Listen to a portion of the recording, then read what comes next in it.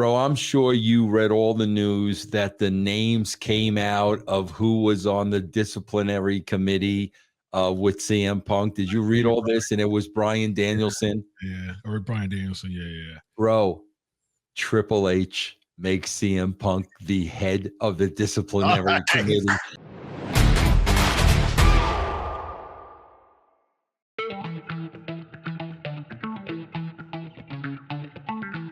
We had a birthday party here in my house. Oh, you got to get your priorities straight, man. Yes. I was completely disengaged from pro wrestling. Seriously, like no, bro. Your daughter's got to. That birthday party's got to come like second. Yes. Cut it out, man. Cut it out, Chris. Got to put the priorities. Yes, wrestling and then everything else. Yes. Sure. Yeah, absolutely. Yeah. Yes. So I got my mind wrapped at wrestling after the party was over and we were cleaning up and I was going to prep for the show. And I came up with an idea for CM Punk. So during CM Punk's WWE tenure, we saw the House Husbands of Chicago on the Hallmark Channel. Yeah, absolutely. Very nice. On Lifetime. Very nice. Very nice. All right, go ahead, Chris. I'm sorry. So we had really two big types of iterations of CM Punk. We had the kind of Punk voice of the voiceless, speaking for those who can't speak for themselves, cult-like, following CM Punk, kind of crowd. All right. We had that variation of CM Punk. The other variation of CM Punk we had was more of the cult leader with the New Nexus, with the Straight Edge Society. We had like a cult leader style Punk. So one element we haven't seen from CM Punk that I think would be very interesting would be corporate Punk, Vince. Corporate Punk. I think that CM Punk should go with this. I think cutting the promo of, you fired me on the day of my wedding, June of 2014. I'll never forget it. So he's getting the fans behind him as, Triple H gets back on the scene and said, we did it because of such and such. We did it because you were burned out. We had conversations in the back. You were telling me that you didn't want to be anymore. You were injured. You were dealing with hip injuries. So all this is a shoot, right? And you really get Triple H as a corporate authority figure. You really get CM Punk just scathing him and them going back and forth shoot style promos. And then all of a sudden, boom, Triple H, CM Punk are in cahoots. And then you have, I'll get to Joey here in a minute. And then then that would bring out people like a Bronson Reed, a Drew McIntyre to be a part of this new corporation, because they're not, especially someone like a Bronson Reed. I think he would fit in there a lot because he's utilized so horribly now, and that would be a good role for him. So that's my pitch, and now it's time for Joey. Time out, Joey. Time out, Joey. Bro, I am going to take your pitch and I'm going to take it one step further and I'm going to pop you huge, because this is what Vince Russo would do. Okay. Bro, I'm sure you read all the news that the names came out of who was on the disciplinary committee with CM Punk. Did you read all this? And it was Bryan Danielson. Yeah, or Bryan Danielson. Yeah. Bro, Triple H makes CM Punk the head of the disciplinary committee. And yes, Punk can find people, bro. He can fire. Bro, how great would that be, Chris? Yes, I love it. That would be tremendous. Can you want to really stick it up Tony Khan's backside? He makes him the head of the WWE disciplinary committee, bro. Yes, that is his role for going corporate. So he comes in suited and booted. Yes. Yes. And then he comes and just starts. He's like, he kicks his first order of business. Adam Pearce, you're out of here. Yes. and now he comes out weekly, suited and booted, and just starts. He's waiting at the gorilla position after every match to find people for like going to the third rope. Yep. Yeah. Oh, tremendous. And I think that would really call. I mean, he could heal it up huge, right? Yeah. And that would actually bring some life back into Seth Rollins, because I do think you could drag that over to WrestleMania. You could do Punk versus Seth for the world title at WrestleMania. And then that would give people, more of something to cheer for Seth Rollins, because he's just cheering. He's just getting cheered because of his music.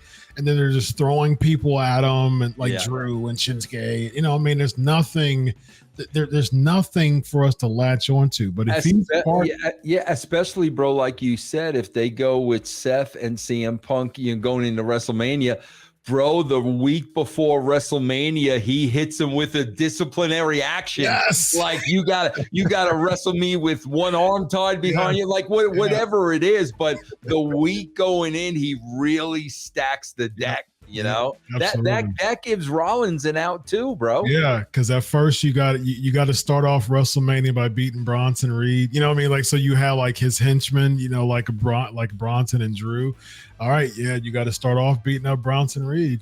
Oh, by the way, Drew McIntyre too. So it's like he's going through all of the motions. And what I would do at WrestleMania, I would have Punk beat Seth. I would have Punk beat Seth, become World Heavyweight Champion, and then that starts an era of just some hated, head of the disciplinary committee, CM Punk. Man. Bro, I would force Rollins to have a match against his wife, Becky Lynch, and if it's not competitive, he's gonna be suspended for 1 week, and during that week would have been WrestleMania. Oh, I love it. Yeah, the match has to be competitive. If it's not competitive, you're gonna be suspended. Oh my God, bro, you could do so much off of that, it wouldn't be funny, bro. No laying down, no nothing. Oh my God. And then you could even like have Seth and Becky, be competitive, and then they get upset, and then you can have CM Punk beat Seth at WrestleMania, and then all of a sudden, the night after WrestleMania, CM Punk's in the ring, brings out AJ Lee. There's your mixed tag right there for the next pay-per-view, CM Punk and AJ Lee against Seth and Becky. You know what I mean? So there's some skin in the game right there. And also, bro, say for whatever reason that AJ Lee doesn't want to work or wrestle anymore, he names her the female version of the disciplinary committee, and she overrules all the women. Oh my God, bro, they could get such heat. It would be phenomenal, man. Yeah, and that's a way of like going through the legal loopholes. Yeah. You can't mention AEW, but people know that Bryan Danielson, reportedly had a say in the termination of CM Punk. Okay, well, hey, I was just, I there was an offer I couldn't refuse. I had to take it. The money was good. Yeah. I'm now the head of the disciplinary committee. That would be so good. That would be so good. Absolutely. Bro. And then you could do, it's easy, man. You could do a chase, if you want, because that really gives an opportunity post WrestleMania to even put in a new babyface in there, to work with, because that can go anywhere. He could discipline someone backstage, and then they don't, they're kind of like rebellious. They're like, no, I'm not going for that. LA Knight would be great for that. There you go. LA Knight. Yeah. There's your build right there. So LA Knight would be someone who could, cut a really good promo with that. I think you definitely need someone who can go toe to toe with Punk in the promos. You don't want someone who doesn't really have a strong promo, because he would eat him alive. Yeah. So you don't want that. Disciplinary committee, CM Punk with his wife, the head of the female disciplinary committee. That would be so great, bro. I am the HDC of WWE, ladies and gentlemen. Yeah. Head of discipline. And bro, if you want to make more heels, he has legal counsel. Yes. Of whatever heels you want that to be. Yeah. Oh my, bro, you could have a field day with that. Man. Head of security would be Drew and Bronson Reed. You could, oh my God, that would be tremendous. And you know what? I was thinking of like other people who would be a part of his legal counsel that would give a revival to their careers. One person I was thinking about that could be a part of this kind of corporation would be Ricochet. I think that Ricochet would be, because he needs a shot in the arm as far as his career is concerned. We've seen the flippy floppy, we've seen the ladder matches and gimmick matches and all that, but imagine Ricochet coming out in a suit. And bro, what's his real name? Oh gosh, what's his it's right on the top of my head. Let me look it up. Go with the real name, bro. Exactly like you said. Put him in a Trevor, suit. I think it's Trevor something. That'd be tremendous, bro. Let me see. Trevor Mann. Yep, Trevor. There Mann. you go. Put him in a suit. Yeah. Trevor Mann. Ricochet was a video game player, bro. Yeah, joke! What a joke that was, wasn't it? Oh, bro, you could create so many people. Yeah. That would be tremendous, bro. Yeah, Trevor Mann. He comes out. He's no longer Ricochet. Right. He goes by Trevor Mann, his real name. Suited up. He's arrogant, smug. It gives him an opportunity to really have another layer of his character, a heel. Yeah. So, bro, not only that, you want to give heat to NXT guys. Bro, those freaking new guys who are like so vanilla and so nothing. Yeah. You put them with Punk as his legal counsel, bro, because they majored in political science in high school. You make them now those guys are made. And you can make Ivy Nile their manager. You can make her AJ's assistant. Yes. Now you've made people, bro. All three. That's what they got to do, Chris.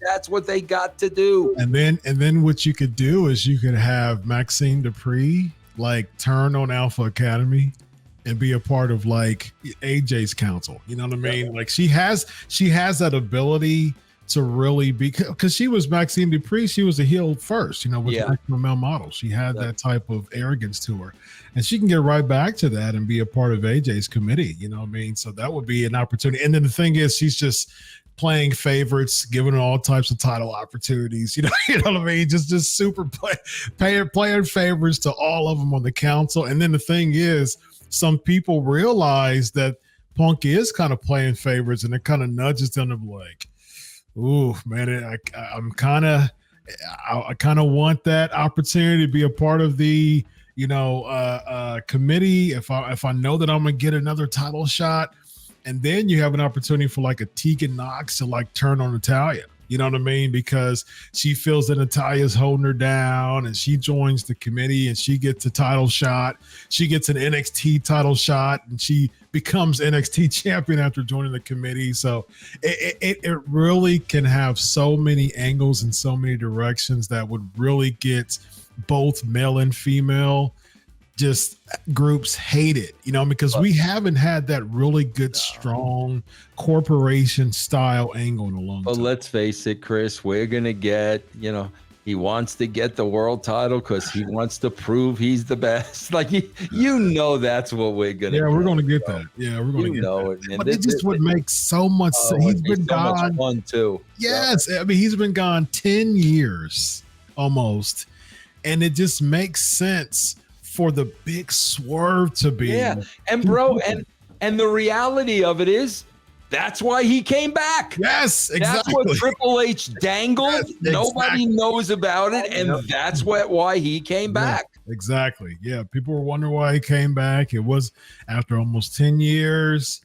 Hey, He gave me a call. He gave me an offer I couldn't refuse. And now say hello to the new head of the disciplinary committee, man. Yeah.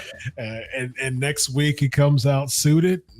And the thing is, throughout the Raw, that would make it so intriguing the next Raw, because we're seeing people like join the committee. You know what I mean? Yeah. They were like, what the heck is going on here? And now the cliffhanger is who's going to join the committee the next week? You know what I mean? And then that can also get baby faces who are mid-carders to gang against them, because that would make them relevant too. You know what I mean? There's just so many people doing the same stuff. Bro, could you imagine together? Can you imagine if the first thing of business is we've been talking about this forever, Cody Rhodes going out with the suits and this and the other thing, bro, he changes the dress code. He changes, bro, we're gonna look like wrestlers around here. And bro, he makes them like he makes them wear what Dusty wore. And Cody hates that because that's not what he wants to do. Yeah. But there's a new dress code, bro. Yeah.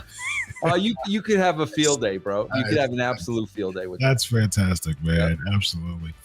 All right, so let's talk about Randy. Bro, can you imagine heels are allowed to use the announce table, but baby faces aren't? Yes. If baby faces use the announce table, they're going to get suspended. Yeah, suspended with that. Oh, my God, bro. Please. There's favoritism all across the board, man. And you can make so many just like indirect jabs at AEW. You know what I mean? Oh, God, bro. Are you kidding me, man? You can make it in such a good storyline without any crossing any Oh, yeah. It'd be all creative, bro. All creative. Yep.